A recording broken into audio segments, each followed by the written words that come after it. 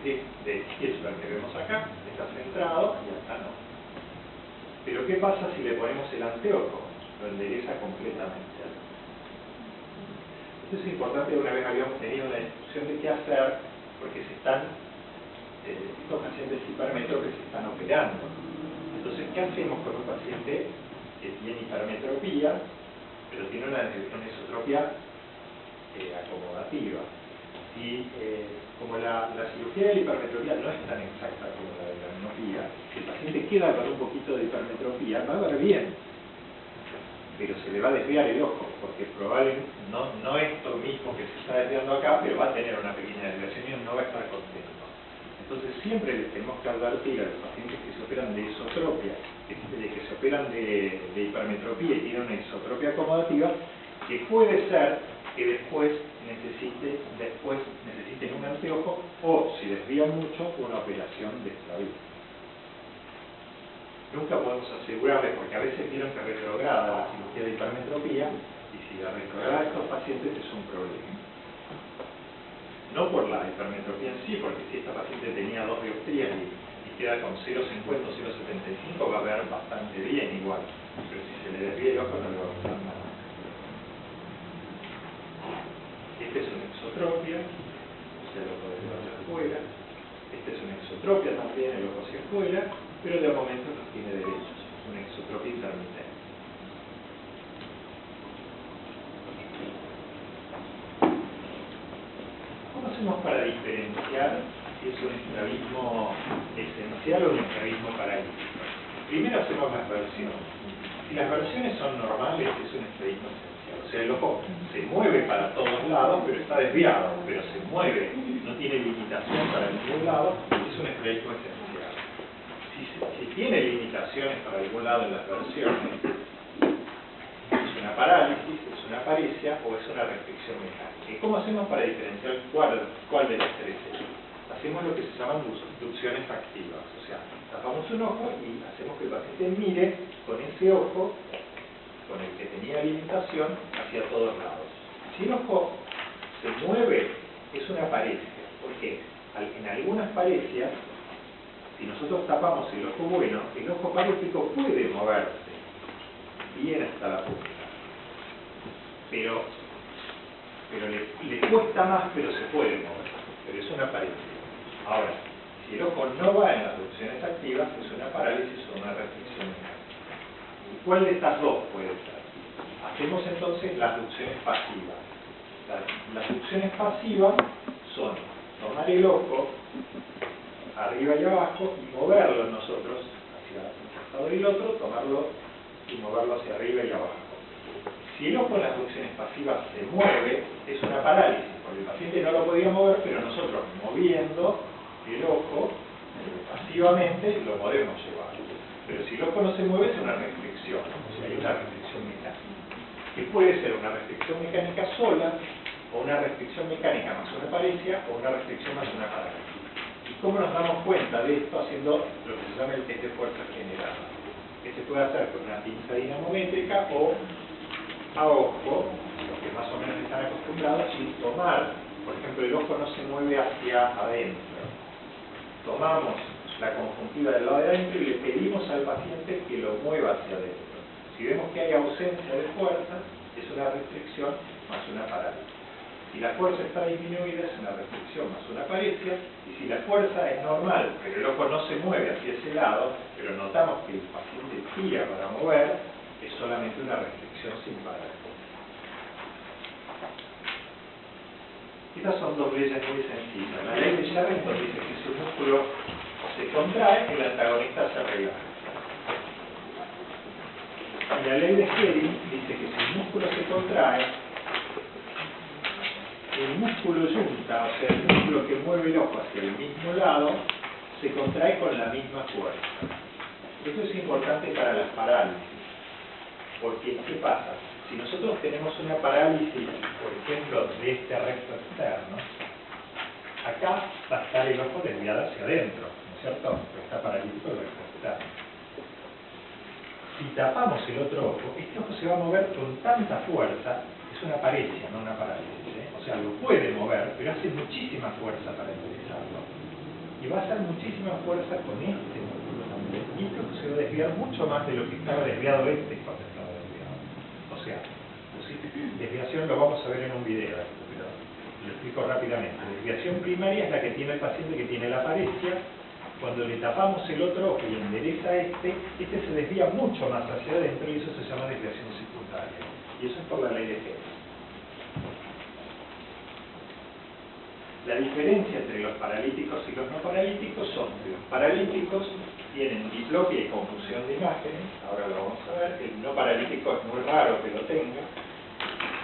El ángulo primario y el secundario es distinto en las parálisis, como vimos recién, pero no en los estrabismos no paralíticos. La incomitancia, hay incomitancia, o sea, diferencia de la desviación en las distintas posiciones en los paralíticos. Yo tengo una parálisis del recto externo de mi ojo izquierdo, cuando miro para allá están derechos los ojos, a medida que yo voy mirando, el músculo se tiene que mover hacia afuera, va desviando cada vez más porque este no se mueve y este sí. Entonces hay incomitancia. En los no paralíticos no hay incomitancia. Y tortícolis en general es en los paralíticos, y en los no paralíticos en algunos hay, pero es bastante raro. Pero tengan en cuenta que la mayoría de las veces es paralíticos y el tortícolis. Como veíamos al principio en esos pacientes que tenían parálisis del cuarto, que tenían ese tortícolis. Si yo tengo una parálisis en mi recto externo, ¿cuál va a ser mi tortícolis? Yo voy a mover la cabeza así. Porque así no voy a usar mi recto externo, voy a usar el recto interno de este lado y no voy a ver doble. Cuando empiezo a hacer así, el paciente es típico, le dice empieza a ver doble cuando mira adelante y ve cada vez más doble cuando vamos tirándole la cabeza hacia el otro lado. Vamos a ver el videito de los paralíticos.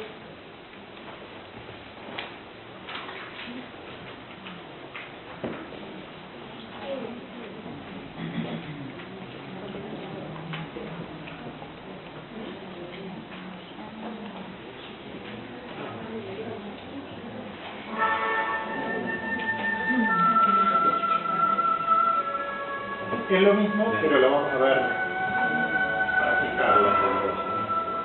La finalidad de este video es mostrar didácticamente al oftalmólogo general cuáles son las normas generales para diferenciar su estrabismois o no paralítico. Cuando un estrabismo tiene la misma magnitud, medido fijando un ojo y el otro, se dice que el ángulo primario fijando un ojo es igual al ángulo secundario fijando el otro ojo.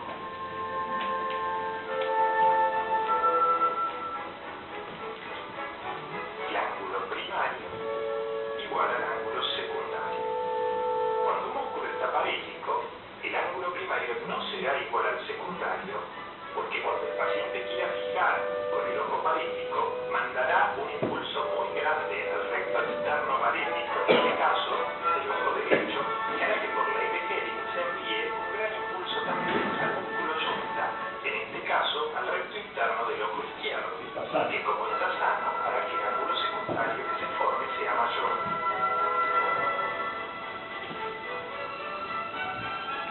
El tortícolis es una posición anormal de la cabeza que le sirve al paciente para evitar la diplopia y la confusión de imagen. Cuando un paciente con sensorialidad normal tiene una parálisis, la imagen, en este caso un círculo, caerá en la mácula de un ojo y en un punto extramacular del otro ojo, generando diplopia o visión doble. A su vez, la mácula del ojo desviado estará fijando otro punto, en este caso un rectángulo que se proyectará derecho adelante, del mismo lugar donde proyecta el círculo la mácula del otro ojo, viendo el paciente el punto y el rectángulo en el mismo lugar, llamándose a esto confusión de imagen. Para evitar estos dos fenómenos, el paciente adopta una posición anormal de la cabeza llamada tortícolis. Como regla mnemotécnica, pensemos que el paciente trata de hacer con la cabeza lo que no puede hacer con los ojos. En este caso, vemos que desvía mucho hacia un lado y poco hacia el otro. El paciente tratará que los ojos miren siempre hacia ese lado. En las parecias del oblicuo mayor, el tortícolis no solamente puede ser horizontal, sino que también puede ser torsional.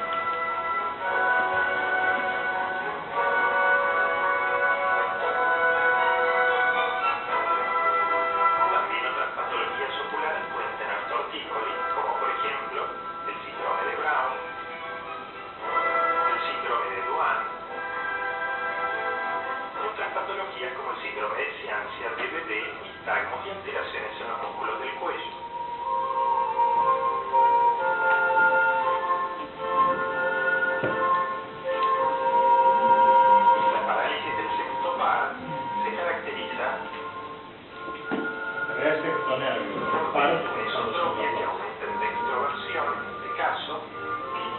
de la abducción, inducciones pasivas negativas.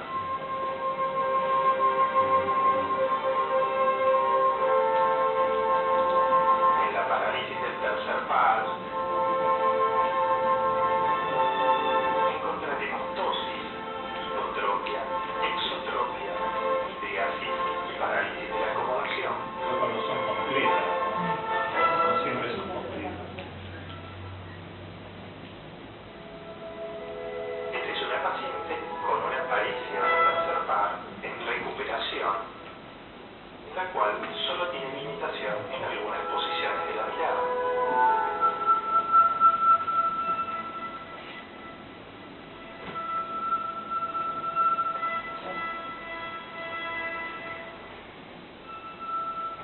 Para identificar la paresia del cuarto par, utilizaremos el test de los 3 pasos de Parks para diferenciar el músculo extraocular ciclovertical parético. En el paso 1, la posición primaria de la mirada, Son las se posiciones observa la diagnósticas. posición de los ojos. Se supone que en este ejemplo, los músculos que llevan el ojo derecho hacia arriba o el ojo izquierdo hacia abajo están normales. Por lo tanto, los descartamos. Porque este está hacia arriba y si lo enderezamos a este se va para abajo.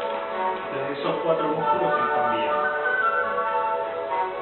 En el paso 2 hacemos las lateroversiones. Hacemos que el paciente mire hacia un lado y hacia el otro y vemos hacia dónde aumenta la desviación.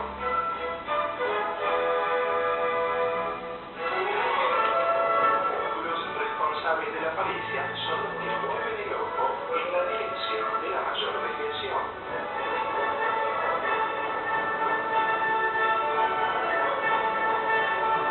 Ahí se desvía más. Y para el otro lado no. Por lo tanto, descartamos los músculos que llevan los ojos hacia donde hay menor desviación.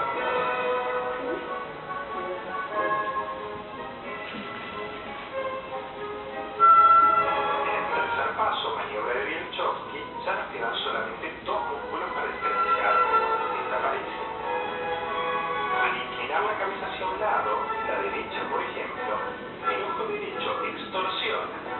Los músculos intorsores lo intorsionarán para compensar este movimiento. Los músculos intorsores del ojo derecho son el recto superior y el oblicuo superior. Ambos tienen la función común de intorsionar el ojo derecho, pero uno de ellos es elevador, el recto superior, y el otro es depresor, el oblicuo superior. Si ambos músculos funcionan bien, el ojo intorsionará sin producirse ninguna desviación vertical. Si está parético el recto superior, el oblicuo superior se llevará este ojo hacia abajo. Si está parético el oblicuo superior, el recto superior se llevará el ojo hacia arriba, que es lo que sucede en este caso. Al llevar el tortícolis hacia el otro lado, no observamos desviación. Diagnóstico: paresia del oblicuo superior del ojo derecho. Aquí lo vemos en un paciente. El ojo está hacia arriba, El ojo derecho está elevado. Descartamos músculos elevadores y los depresores. Siempre hablamos de las posiciones diagnósticas.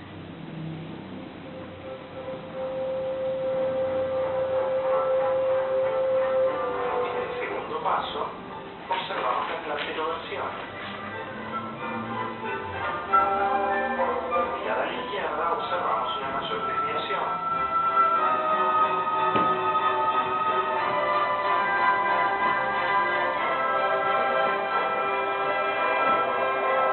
Hacia la derecha, observamos que la desviación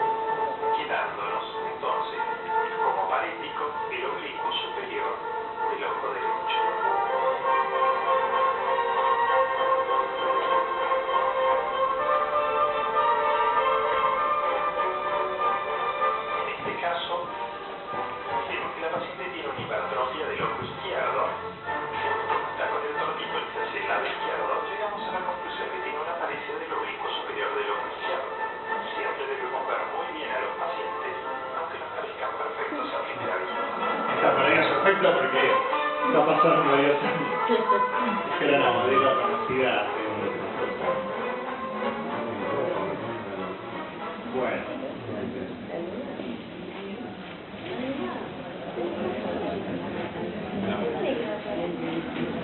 Abajo. Abajo.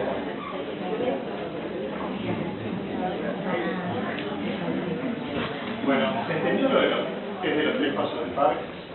No es difícil, el último por ahí, un poquito más, cuando acá teníamos que diferenciar entre el oblicuo superior de acá y el recto superior de acá. Si está paréntico el oblicuo superior, el ojo se lo va a llevar hacia arriba, porque el recto superior que de este ojo, que está bien, se lo lleva hacia arriba. Si está paréntico el recto superior, en este tortícolis el ojo se tendría que ir hacia abajo porque el oblicuo superior, que si estuviera normal, se lo llevaría hacia abajo. Esa es la prueba más sencilla. Una vez que uno está acostumbrado, lo hace rápidamente y se da cuenta enseguida que eso le aparece del cuarto. Además, la gran mayoría de las desviaciones verticales analíticas son de parejas del cuarto descompensados. Es la parálisis congénita más frecuente que se descompensa durante la vida. Y son pacientes que toda su vida salían en las fotos con la cabeza un poquito torcida y de un día para el otro empiezan a ver doble porque aumenta un poquito la desviación. Pero antes no veían doble. El test de las 4 dioptrías es un test que hacemos para ver lo que se llama microtropia. Es importante diferenciar una microtropia del estrabismo de un paciente que no tiene estrabismo. Y sobre todo es importante diferenciarla en dos casos. Primero, si un paciente no tiene estrabismo y ve mal de un ojo, nosotros vamos a iniciar toda una serie de cosas, teniendo, por ejemplo, el fondo normal, ¿no? Vamos a iniciar una serie de exámenes neurológicos, tomografía y resonancia para ese paciente. Ahora, si nosotros vemos que un paciente ve menos de un ojo y descubrimos que tiene una microtropia, no iniciamos todos esos estudios porque las microtropias traen disminución de visión de un ojo. O sea, cuando vean los tipos de estrabismo van a ver que la microtropia trae una ambliopía moderada, de 5 décimas, 6 décimas, pero son pacientes que más de eso no lo pueden corregir.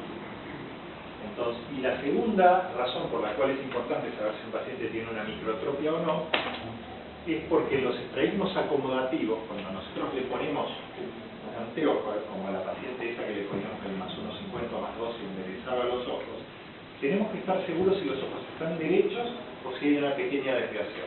Si están derechos completamente, el paciente puede hacer ejercicios ortópticos para tratar de mantenerlos derechos más tiempo. Ahora, si el paciente tiene una microtropia, un pequeño estrabismo, y nosotros hacemos ejercicios ortópticos que son antisupresivos, le vamos a generar una diplopia. Entonces, esas son las dos razones por las cuales tenemos que saber cómo diferenciar si un paciente tiene una microtropia o no tiene nada. Si un paciente normal, nosotros le colocamos un prisma de 4 dioptrías delante de un ojo, ¿qué va a pasar? Si yo le pongo 4 dioptrías, como desvía el rayo de luz hacia la base, se va a ir hacia la base, este ojo se va a mover para fijar con la mácula, este se va a mover también para el otro lado, y cuando se mueva va a quedar fuera del lugar y va a volver. Entonces nosotros, ¿qué vemos? Ponemos el prisma de 4 dioptrías y vemos que el otro ojo va y viene. O sea, va, cuando este se mueve, y después vuelve para enderezarse, hace una pequeña convergencia, y entonces, como es algo muy rápido, no nos fijamos en este ojo y tiramos este. Colocamos el prisma de 4 dioptrías y vemos que este hace un movimiento de ida y de vuelta, entonces decimos que es normal. ¿Qué pasa si tiene una microtropia? Ustedes imagínense, yo acá lo exageré, imagínense que en la microtropia, entre la mácula y el punto extramacular donde cae la luz tiene una zona de supresión. Entonces, si nosotros ponemos el prisma de 4 dioptrías, este ojo se va a mover hacia allá y este también se va a mover hacia el otro lado, pero no va a volver porque va a estar dentro del área de supresión. Entonces, ponemos el prisma acá y este ojo se va a mover y no va a volver.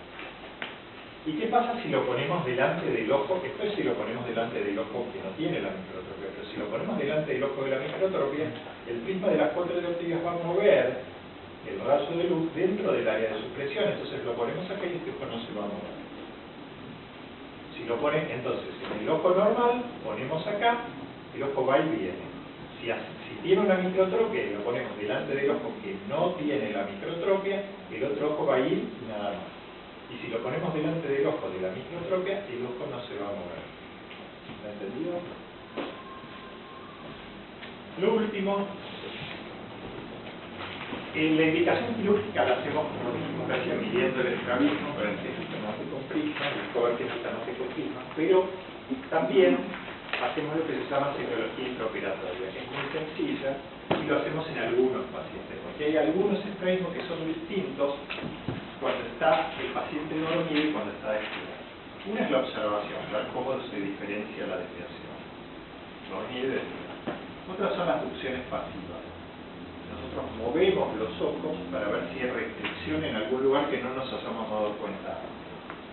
El Springback Balance Test es un test para ver cómo están las fuerzas pasivas del ojo. Es muy sencillo, tomamos arriba y abajo con la pinza, lo movemos hacia adentro y lo soltamos y vemos dónde cae. Lo movemos hacia afuera y lo soltamos y vemos dónde cae. Si tiende a caer más hacia afuera que hacia adentro, las fuerzas pasivas hacia afuera son mayores que las fuerzas pasivas hacia adentro. Y a veces eso nos lleva a cambiar un poquito la indicación quirúrgica.